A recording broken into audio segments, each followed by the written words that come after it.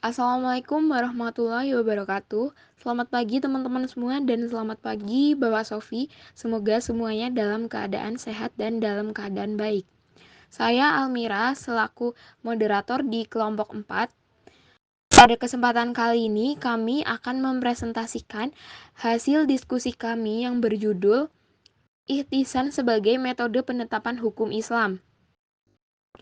Untuk anggota kelompok saya yaitu terdiri dari Diah Ambarwati, Faik Labib Ramadan MH, serta Rosita Malika Zahra. Selanjutnya untuk presentasi yaitu akan diteruskan oleh Faik, Diah, serta Rosita. Baiklah, mari kita mulai dengan pembahasan yang pertama akan dilanjutkan oleh rekan saya.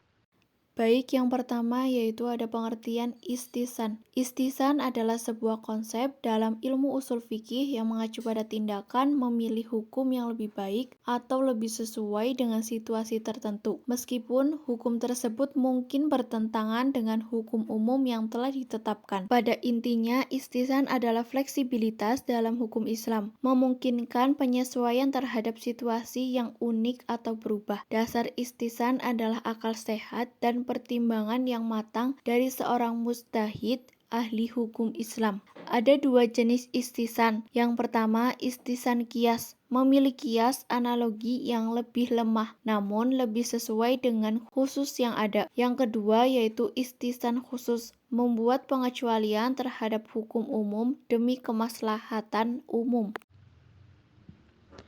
Contoh-contoh ihtisan yang pertama ada wakaf, yaitu hak pengairan dan lalu lintas pada tanah wakaf dianggap ikut terwakafkan, meskipun tidak ada dalil. Yang kedua, jual beli masa depan, diperbolehkan karena kebutuhan masyarakat. Yang ketiga, pemandian umum. Tidak perlu ditentukan jumlah air dan waktu mandi. Yang keempat, orang yang lupa saat puasa. Yang kelima, dokter melihat aurat pasien, yaitu diperbolehkan dalam rangka pengobatan. Adapun pendapat para ulama, yang pertama ulama Malikiyah, istisan adalah upaya memilih dalil yang terkuat di antara dua dalil. Yang kedua ulama Hanbali, istisan adalah penyimpangan dari ketentuan hukum yang seharusnya berlaku.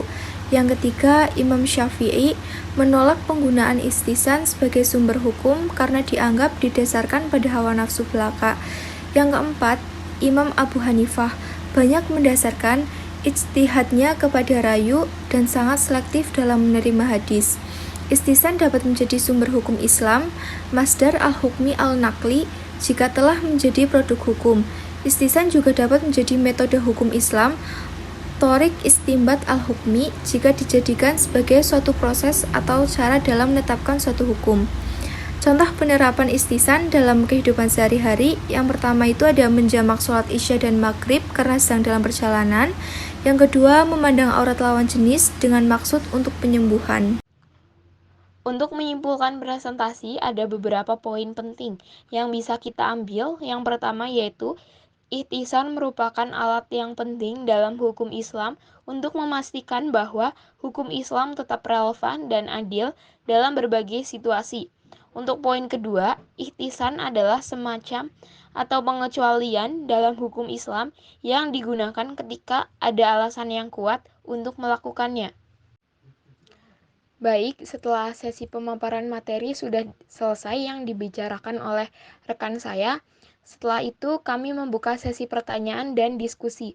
Jika ada hal yang kurang jelas atau ingin didiskusikan lebih lanjut, kami persilahkan. Namun karena keterbatasan waktu, kami batasi untuk maksimal jumlah penanya yaitu 3. Selanjutnya untuk sesi tanya-jawab, diskusi akan kami diskusikan di dalam grup. Dan untuk semuanya, terima kasih atas perhatian dan partisipasinya. Kami berharap apa yang kami sampaikan dapat bermanfaat dan memberikan pemahaman materi baru untuk teman-teman semuanya. Sampai jumpa di presentasi atau kesempatan belajar berikutnya. Terima kasih. Wassalamualaikum warahmatullahi wabarakatuh.